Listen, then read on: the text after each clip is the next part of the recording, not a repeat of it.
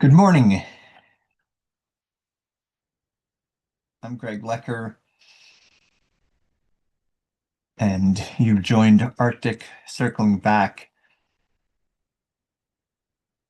my creative journey using series of Zoom calls and in-person demonstrations to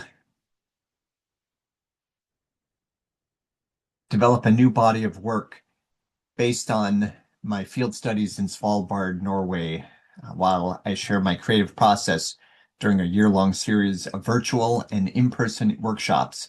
You can connect via the project with weekly social media, uh, monthly Zoom conversations, in-person workshops at Gallery Imagine, or in YouTube postings, which I will post online. This project is made possible by the voters of Minnesota through a grant from the Minnesota State Arts Board, thanks to a legislative appropriation from the Arts and Cultural Heritage Fund. So this was made possible via a Creative Individuals grant from the Minnesota State Arts Board. I'm going to transfer to the document camera now so that you can see my desktop, my real desktop, not my virtual desktop. So, alcohol inks. And Svalbard, Norway is archipelago of islands about midway between the north coast of Svalbard and the North Pole, which made it an ideal starting point for exploration to the North Pole. So alcohol inks, they are made by several manufacturers, Ranger Rick and a Quard Pinata are the two main manufacturers. Ranger Ink, maybe not Ranger Rick, and Jacquard. And they're suspended in alcohol. It makes them very speedy to dry. They flow very easily. You paint on a material that's called Yupo paper. It's not really paper, it's really a plastic. And you get effects like some of these things, which I had done in the last several days as tests. So very vibrant colors. It is possible to get muted as well by mixing them either on the Yupo paper or on the paper itself. I'm sorry, in a palette, I should say, or the Yupo paper. And some of the effects that I was after, and they vary a little bit, was the notion of these icy um, feelings where you're looking through frozen um, water. Like I'm liking this a lot, this not so much, but we're going to play with this later. So, but some of this I'm probably going to preserve because I'm liking that. This not so much, but probably going to play with that with different layers. This very much. So at any rate, we're going to put aside the ones that we like and go onward. And I'm using a cake decorating turntable because it's easy to turn around, and I'm each separate. There's not really a wrong side of this as far as I can tell. And one of the cool things about it is the use of blending solutions such as this. You can buy your own or you can mix it. I mixed my own. Mixing it, it's well, first of all, if you're cleaning up, diluting, etc., you're using isopropyl alcohol 91%. So that's what you use for cleaning. It's higher than the 70% that one would use for um, antiseptic purposes. Uh, but some of the things that I'm going to play with, and I'm wearing gloves because it is easier to clean up that way. It is, as you're seeing here, you can wipe it off. So that's useful too. Um, Mostly wipe it off. So at any rate, first things I'm going to play with is maybe some of these effects with this or other where it's mixing two colors on the UPO paper. And some of the reference images that I'm using now, it's not as painterly. This is what I'm going to be demonstrating in oil painting in a live demonstration. But some of these were some of the effects that I was after, which is definitely harder to get with oil paint, in my opinion, but it's easier to get with this. And maybe with oil paint, it's just the notion of I need to be using more of the glazing techniques instead of actual um, wet and wet. So that's what we're going to try with this. So in some of my earlier demonstrations, I found I'm lifting this up via just some taps here so that it flows a little bit, especially since it's landscape. And I like the idea of the mixing. So we start, and then it's just naturally going to flow, but you can speed up the flowing process with the blending solution, which is fun. And you can also move it around via things like straws.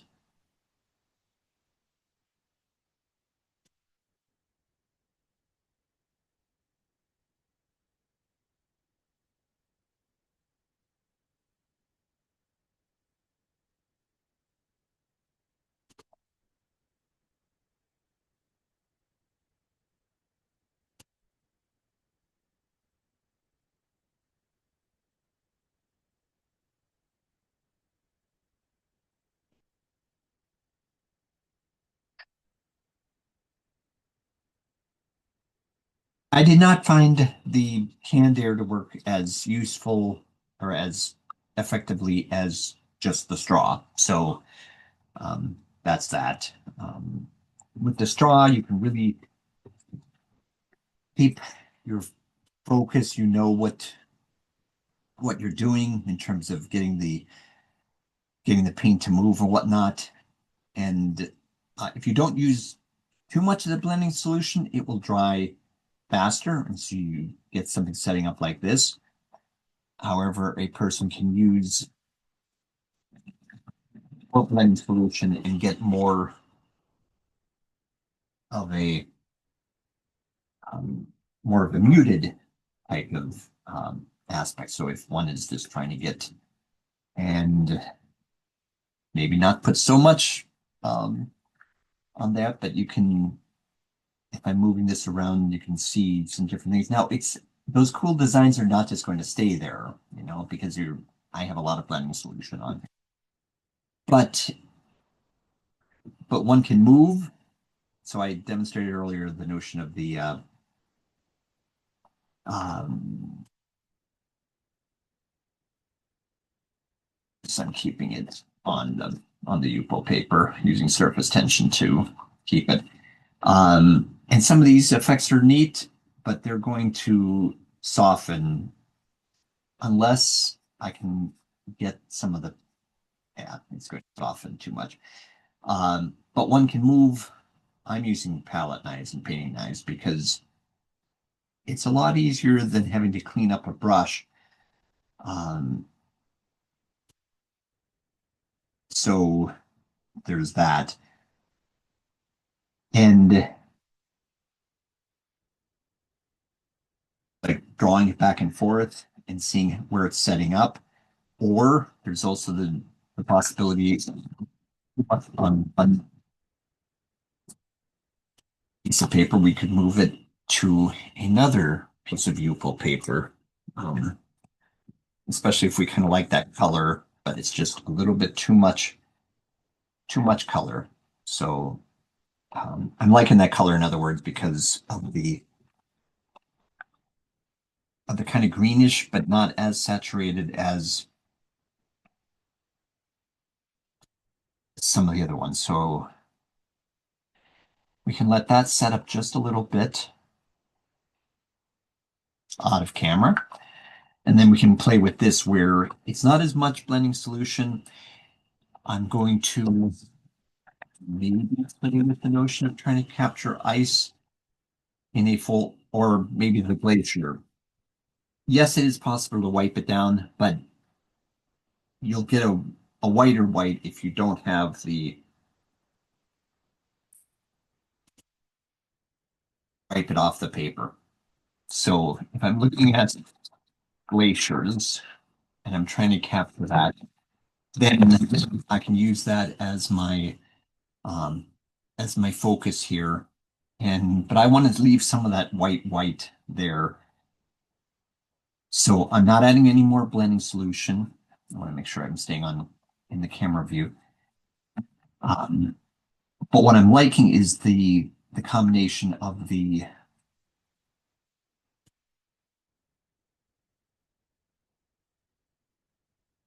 effect over there. Well, I was able to draw more um, of the color off than I could. Um, to get a harder edge and move some of this excess paint up and out of the way.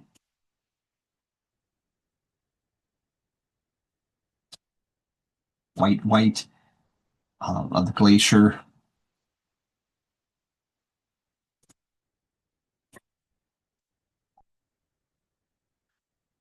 And part of this is learning more about how the effects are achieved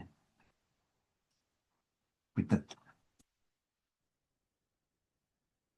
that one is using, not too much, not too little.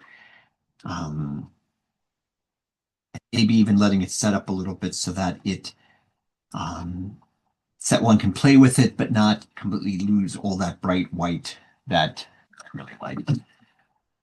Um, so might be setting that aside just a second and going to where we had dumped out the color. And so a lot of this has set up and we're liking a lot of this. So that's useful. And even some of these different effects.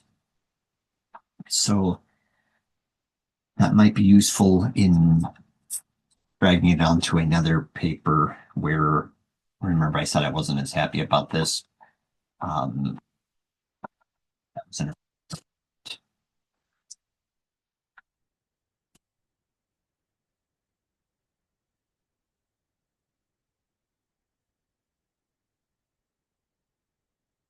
but I feel like I can probably work with it. So, and this is actually set up enough that I can actually draw across there. So that is somewhat useful. Draw across in terms of using my um, using my palette knife a little bit. There's still an awful lot of ink at the bottom of it, so we're just going to drag some of that off this. Yes, still on camera, so that's good. Um,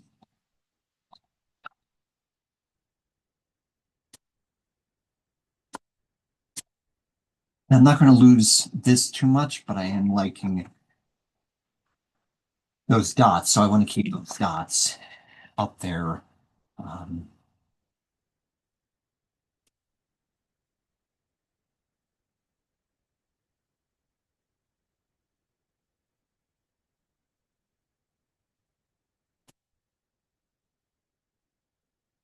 Here, this one is going to be less about glacier itself and more just about maybe looking through ice and the different edges that one can get. You can get some almost geode types of feelings. There is a lot of feeling with regards to this. And then some other work that feels like it has a lot of depth. So a little bit harder, a little bit more depth. It's a function of how much uh, or how much blending solution one puts down. So again, I'm gonna put that aside. We don't touch it, don't mess it up till it sets up. Back to this where it's very easy to wipe off the palette knives, not so easy to get it off brushes. So that's why I'm finding that I like the palette knives better. But on this one, if you remember, I thought maybe I would try to use the glacier effect somewhat. And with the glaciers, there are white aspects of it, and then there are clear areas. So, and then sometimes there's hard edges. So that's what I'm somewhat going to sort of focus on. So I'm kind of trying to create an edge here. Here, it could be the reflection in the water. It's not going to be reflection in the ice, certainly, um, but drawing across and how much I can draw and create effects with this is really a function of how wet or how dry this is. So I'm going to keep wiping off my palette knife just out of view. Um, the edges. The Yupo paper is very, it's plastic, so it's very easy to draw as in drag across and drag some of that color across. And I'm just thinking now about what it is that I'm doing.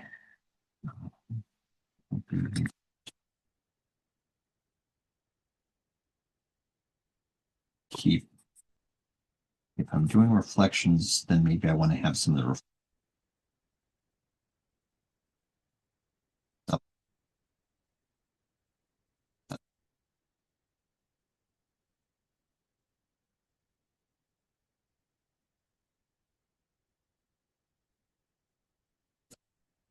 harder, sharper line. Here would be like the definition or the defining line between her and the water. Um,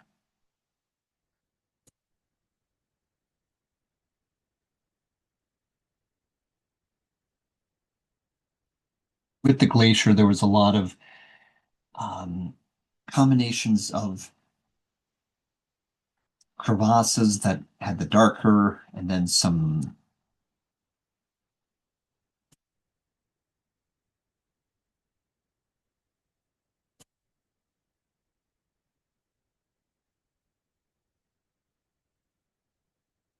see how some of my other drawing tools worked with this in terms of my rubber brushes. So we're going to try this. I've not tried this before on here. Okay, as long as one is moving, getting the excess paint off, excess alcohol ink off. Um,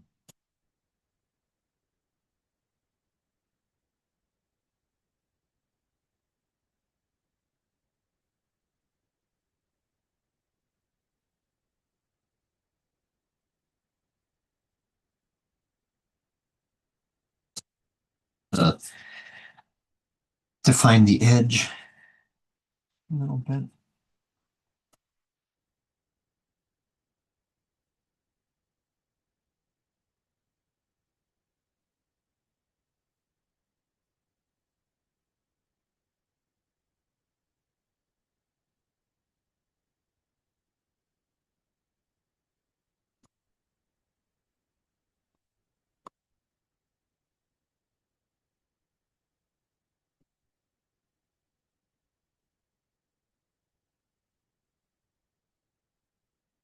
Maybe I'm not liking the white as much as I had thought that I would. I was not realizing how much I can actually scrape off the color. So, at any rate, playing around a little bit with that.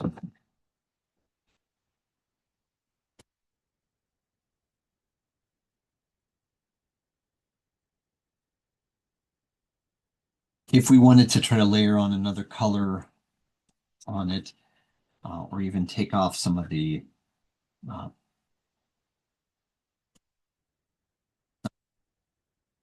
I can certainly do that too. But for now, I'm going to try a little brush effect in terms of drawing. So I have some alcohol ink in this palette, just re-wetting a little bit with the alcohol. Um,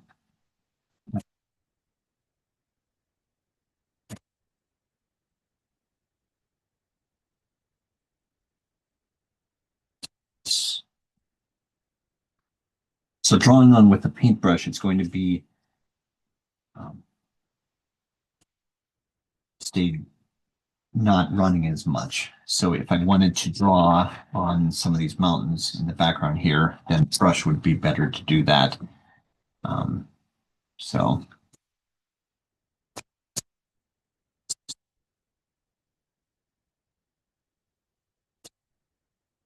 first, maybe I will wipe off some of the green that's there.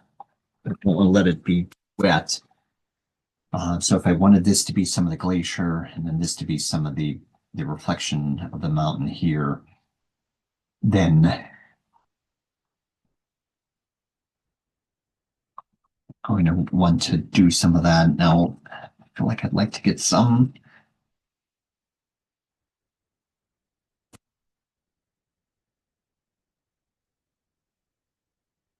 of some violet and some other.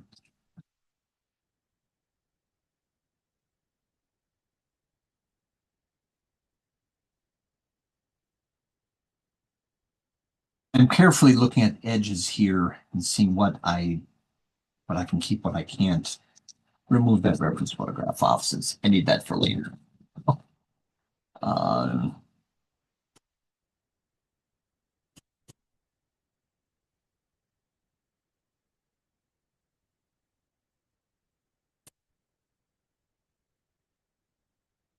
so wiping things off, you'll get a hard edge, but that's useful if we are wanting a hard edge for one reason or another, as in the mountains.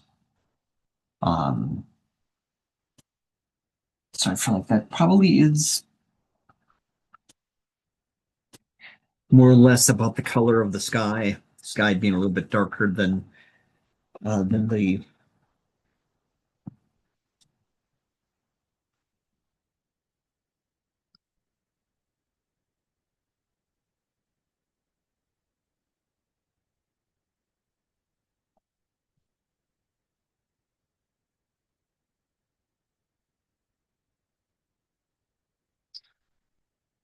Well, that,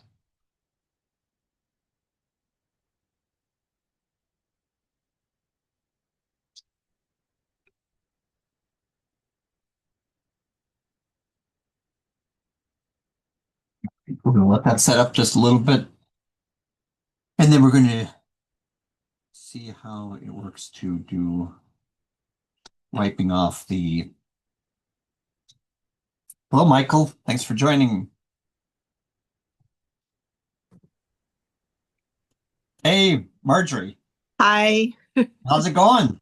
Well, pretty good. I had trouble figuring out how to get on here. I'm sorry about that, but thank you. I'm glad that you got on it. It's all good. Are you seeing the demonstration here?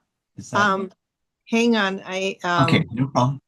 I'm trying to, let's see. Yes, I am. Okay, cool. Yeah, you don't. I'm not on camera because I just have the. So I've been playing with alcohol inks here. I had done some demonstrations ahead of time. You know Marianne, and Marianne's a pro when it comes to this. So I played with some things in advance, trying to get some of the effects that I was after was the idea of looking through ice, um, with regards to the the different textures or the depths. Like some of these I really liked. I did not do all these since the beginning. I did these yesterday or this morning. Uh, and these were some of the, I brought some reference photographs. Some of these things were some of the things that I thought would be fun to try to do with alcohol inks. And uh, then I started wanting to do a scene and doing a scene in landscape. Yes, I've done some of that before in alcohol inks, but really, really big areas, and it did not work quite as well. Whatchamacallit.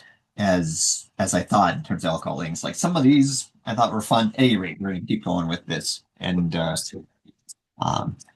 I am recording this just FYI so that I can then post it to the YouTube, but I'm trying to uh on my view go to set speaker. Okay, not absolutely positive on the view. Multi-immersive. Nope, not immersive. We're just going to pretend that this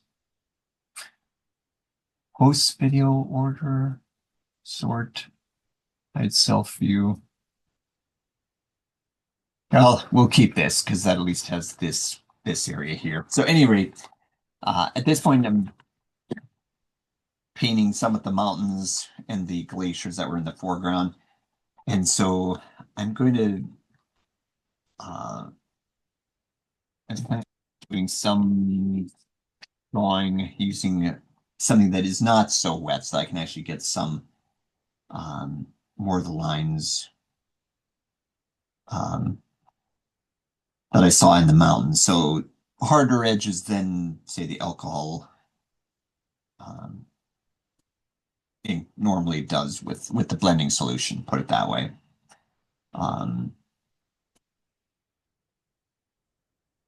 It's going to play with the notion of lifting off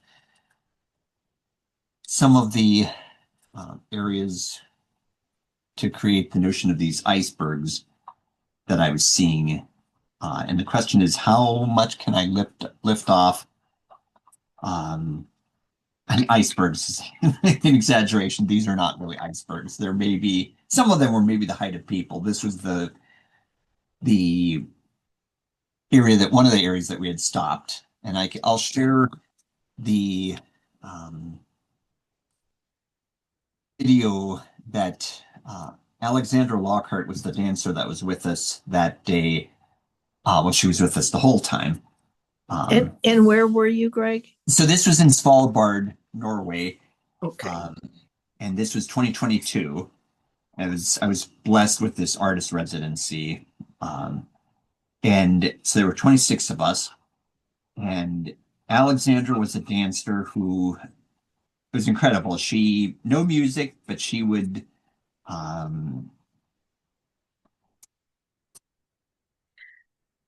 dance in the area. We can see it might be kind of useful to pull. I'm going to see if I can pull up the video that she did for us. Were you using a palette knife there to? I was using yes, yes, and it was scraping off the ink. And it was scraping off the ink, which which I kind of liked. Because a brush on the brush, it's very difficult to I'm going to try to pull it up on my phone. I'm afraid that if I discombobulate this whole thing on the presentation, that's not going to work. But we're going to try to pull up here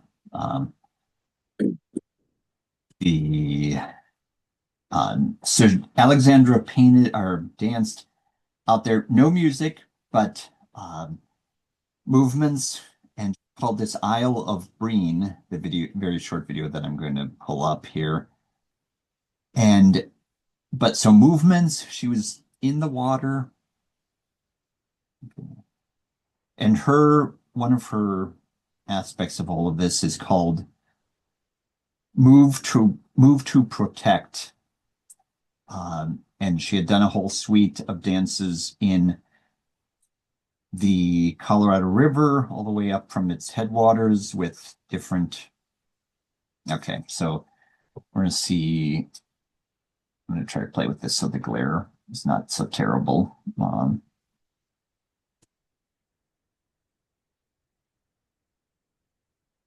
So she would be dancing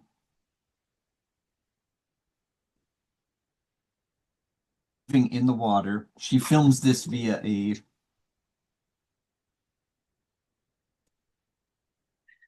her tripod, and I know that it's just starting to come up here. Okay. I'm gonna go full screen here. Okay, this way. Come on. How clear is that? Not terrible. Um, it looks like clouds.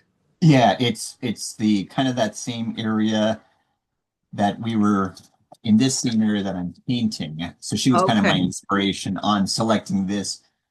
Um, Okay. I'm gonna try to get it right size. Don't want to move it too much. I want to maintain or keep the glare not too bad. There she is, and she's uh, wearing. She had waders underneath her black dress. So it goes back and forth. Her editing goes back and forth from like the whole area. To her dancing. That, Exactly. that water has to be freezing. Oh, absolutely. Like I said, she had waders on that were came up like to her waist underneath the dress. Um, but still the water gets into the wader and then you're cold. And then Oh, there was an aspect when she slipped and oh no. went under, and so she was completely like down in the water. Oh And they no. got her back to like on the Zodiac back to the boat. But I mean, she finished her spiel. So she's recording the ambient sound and her movements on the video. And then when she comes back, she's from Colorado area, then she would edit it and have friends of hers layer on the music on top of it. I see. Huh, And um and just absolutely fascinating. really? She's choreographer and dances, and she would these are like different movements than her say her Colorado suite that she was doing.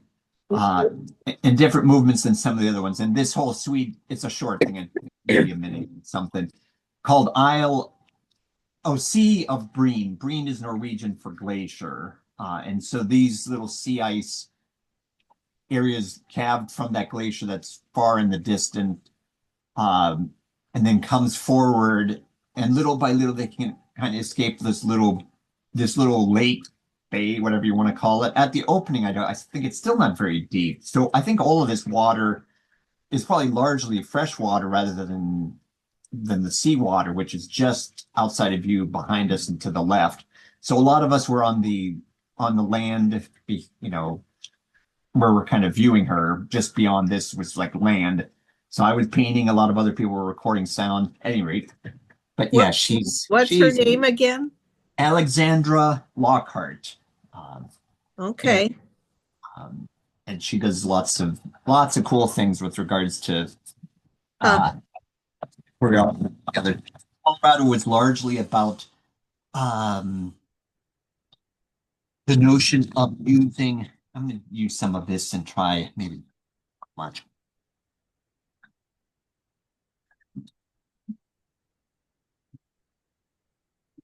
set out more on. Marian had talked to me about the notion of using spritzing the. Have you've played with the alcohol, right? No, no, I haven't. Not so much. No, Uh, just plain watercolor and gouache a little yeah, bit, but not the there's alcohol. not. Yeah, there's not as much control about it. You can get some really cool effects. So when you see someone do these alcohol ink, so that all of that came about. The ink was already dry on the paper to begin with. Like none of these have been sprayed with the fixative that fixes it down, the coating or whatnot. Um, so it was dry. I did it earlier, and it dries very quickly. This alcohol ink. They're all so there's Ranger or Quard. I don't know where this Quard one. The Quard Pinata are the two main manufacturers. Not Ranger Rick. I always call it Ranger Rick, but it's really just Ranger. But there's probably about 50 colors or so. They're extremely intense colors. But by setting and going across it with the alcohol or with the blending solution, it will push away the ink that had already been there that was dry. Now it won't do it if it's super wet. But you can drip off off the different areas you can draw with it. And it until it dries, it will go over to wherever it will move, and you typically get a hard edge, which you know is not well. Sometimes you want the hard edge, sometimes you don't. It's far easier to do abstracts than it is to try to do. I should not say that. Abstracts are not easy. It's harder to get something that looks precise. Like a portrait with this would be very, very difficult. Uh, Right. Are you squeezing it right out of the tube? I was I mean, squeezing it right out of the tube. You could set up like over huh. here. I have a palette set Yeah, up. I see the palette. Yeah. Yeah, but I have not been as happy with the notion. No, I'm not keeping my brushes clean as I normally don't. Uh, but I've not been as happy with that because I like the more the free flowing. Yeah. Some of these were there before, like well, then it gets then I feel like that's very watercolor like kind of Right. right, but it's Right. not. But I feel like it's not as fun as this, and I feel like it's not using the medium as much as it could be. But then you can take the blending solution, which is this, and what this is any of the things that you're using mainly are uh 91% isopropyl. I'm sorry, I have this set up so it looks good to my direction. So Or rubbing alcohol? rubbing out, yeah, now this is antiseptic. So 70% or 91%. Ideally, you don't put this on your bare skin just too much. It's good for antiseptic. It's just very drying. This blending solution slows down the drying, which is useful. And this has the alcohol ink plus um, glycerin, which is used in hair products, used in soap, used in Right. suppositories, whatnot. But it's vegetable based. You don't want to use all of it, otherwise you'd never get it to dry.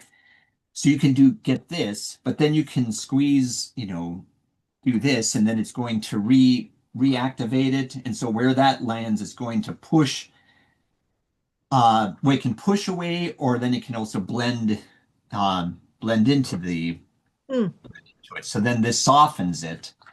So, but I then if you say you like this and you like to say stop, that's harder to do because if you have too much of it on, you it can move. won't stop. Yeah, you can move it around with the straw, and this also helps to speed the drying somewhat. You're blowing on the straw? I'm blowing through the straw onto, yeah, so I'm blowing it on this end.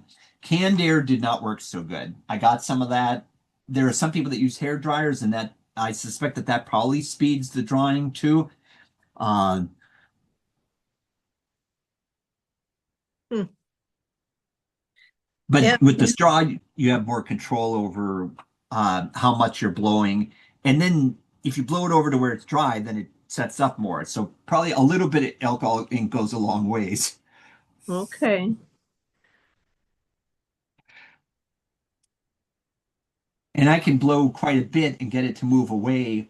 And then if that's dried, then it's going to resist itself coming back, I believe.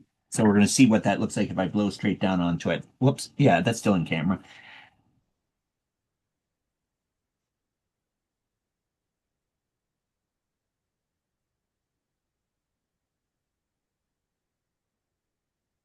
Marianne is much more skilled than I am. And why do you have to use a fix on it? Oh, because if not, then you could, if you wiped it. Now, if you just put it under glass, that would probably be perfectly fine.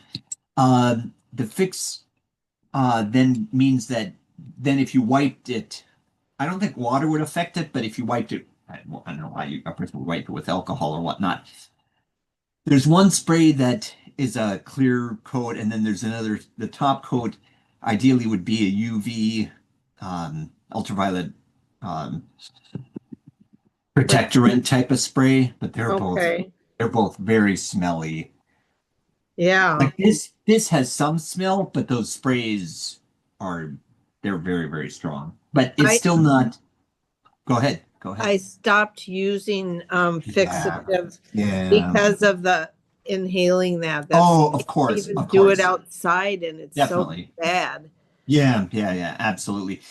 And these, I'm doing this primarily as a to come up with some thoughts about like this. I did not want to play around with this because I was happy with some of this in terms of not necessarily as a finished work. I mean, it's fine. But if I wanted to get some of these effects like this, where I'm looking through ice, this is at the creek or a puddle that's half, half puddle and half reflection. Sorry about the glare there. Um, to do that in, let's see which direction. Yeah, I guess this direction more, right? Then I feel like I can do this in oil painting or whatnot. That I could probably get in watercolor, maybe. But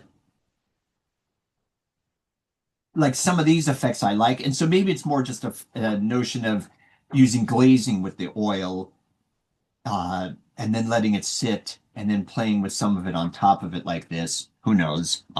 Or some of these effects.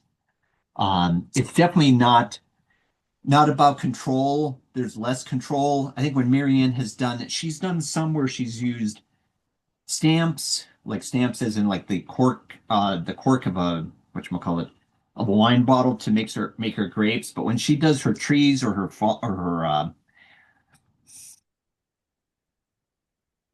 like I feel like it would be fun to keep with some of those ripples, but less of it would be better to get it to dry before the ripple. Like there's a little bit of rippling if you can just barely see, that. And I don't know if that was from where the brush was or if that was there. There can be some edges. Probably somewhat the notion of blowing away from where it's so wet, so you're not blowing the wet into the dry. And Susan Fryer Voigt does a lot of this too.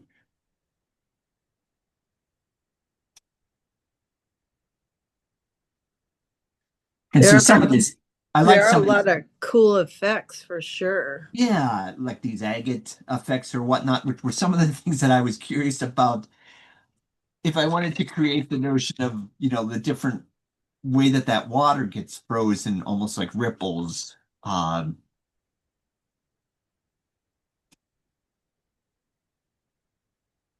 yeah, it is definitely a learning experience in terms of Mm. like playing with it. And what kind of paper are you using? And it's called Yupo. Oh, Um, okay, I know that yeah, and that can people change. I or I haven't ever used it, but I know you. I bought some canvases once that had uh-huh, kind of paper that was like UPO, right. And and I you feel like it would take up the layer though. When I would put another layer on with watercolor, it would take yeah, it away, and I didn't really like it. right. And this too, if I drew on top of this, then it would take that up. So if I'm not crazy about this one. So we play with this one. Not that I'm crazy about some of these other things, but this was supposed to be that scene that I was doing that I was really not, I don't know, it was not coming up the way that I wanted it. So if I do the palette instead, so then if I think that I want to like draw on it, and I probably suppose if I used I didn't try I wanted to try my tip brushes because the benefit of that is that uh, I can wipe it off, and get it clean. So if I wanted to do, I feel like so if I'm kind of painting this area potentially, who knows if I am or not. Um, feel like definitely have more control with the painting, certainly. And it's fine, and I can even draw it up, and then I could take the palette knife and probably scrape it back to some extent. So if I And was it doing a doesn't scene, scrape off the paper. no, no, because the paper it's plastic essentially. Okay. I mean, Okay. I I've tried scraping back and forth. I don't. You could cut it with an X-Acto knife, but it is not. There's no tooth. It's completely. It's like a sheet of plastic. Like it is flexible, Yeah. and it comes in a couple different thicknesses, more flexible, more not. I've been mostly cutting it in half because so many of these effects, uh, I've been more like, not that I don't know what I'm doing, but close. You know, the people that do it, quite a lot. But if I wanted to, like if I was looking at this scene and if I was painting, like some of this, this was supposed to be the mountain, but I didn't want to, I wasn't positive about how far. I should have known that it goes a lot further because I did these very large transparencies for the exhibit that I did at. Yeah, you came to the exhibit at Phipps because Right. the you bought the little blue I piece that I had. love So that. things, the whole genesis of me playing with this alcohol, it came about by them putting me in that place because and I feel like I can get control of this and it's fine, but I feel like I don't know if I don't think there's any rules whatsoever here. You know what I mean? Uh, the benefit of these rubber tip brushes is I can clean them.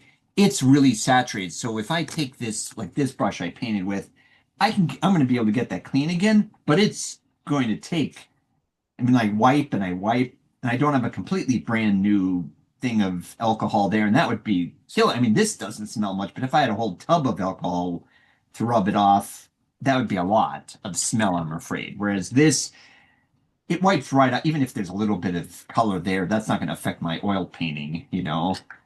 So I definitely feel like these rubber tip things are probably better, at least for me. Um, Now, some of the effects that I was trying to get was this notion of the crystalline aspect um, of the sea ice. So maybe I'll keep some of that as the sea ice and then paint around it with the darker color. Um, because then, but yeah, as I'm doing this, it's both drawing it up. So if I don't want to draw too much of it away, I want to put it down, but then leave it. Don't muck with it. Does Jim Geisinger do? He does a lot of different things, but he paints on UFO and he does. He You does, Jim? doesn't he? Am I the right person, or I might be the wrong person? You know what? Well, Nope, I'm the wrong I'm nope, nope, nope. I'm thinking of this painter who is a more of a plein air painter. It's not Geisinger. I'm not going to get the name. Do you ever have that problem, like when you're painting, words don't come as easy as when you're not painting oh because it's yeah, in a different definitely. different parts of the brain? Yeah. Uh, Turner, Jim Turner. Do you know Oh, Jim? sure, sure. Yeah. Doesn't I he know his do? work. I know he uses watercolor. Yeah, he probably does use alcohol inks too, I would I think. was thinking that he has done work on Yupo, but I don't know if it is. He has Uh, for sure. Yeah, he for sure. has. He did a demo for MAA That's what one. I thought. Yeah, Yeah, and I don't know if he does. And I guess I like what I'm getting here. Um, like if I was, like this, some of these icebergs, or the ice, I'm called icebergs. It's just sea ice, but we're going to call them icebergs, even though they're like a foot, a couple feet tall or whatever, and coming down from this. And so having some paint on there to begin with, this is one of those aspects where having paint on there to begin with and then painting on top of it works better than just painting on a white, in my opinion. sure. It's almost the same way as I can't find like this, got so many paintings here. Secondly, I tone my Your panels canvases. and so a Yeah, lot of this orange that's underneath it, that's what's toned right, underneath it. right. So just like that in the alcohol, I feel like there's a benefit like this that I set up earlier, and I kind of like some of that, but maybe not so much of it. That I feel like that, and then if I was doing this glacier thing, there might be some benefits to playing with that because it's just as easy to draw to take the alcohol, which we'll call it, to draw it off. So if I were to, um, yeah, And I mean, that's still your rubber tip brush? yep, it's still the rubber tip brush because I feel like um the brush, the regular, like there, I can draw it back off.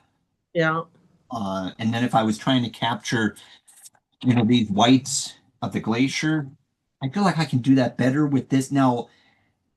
But if I get too much of it, then it's getting me this edge instead of this effect. So yeah, it is a learning experience.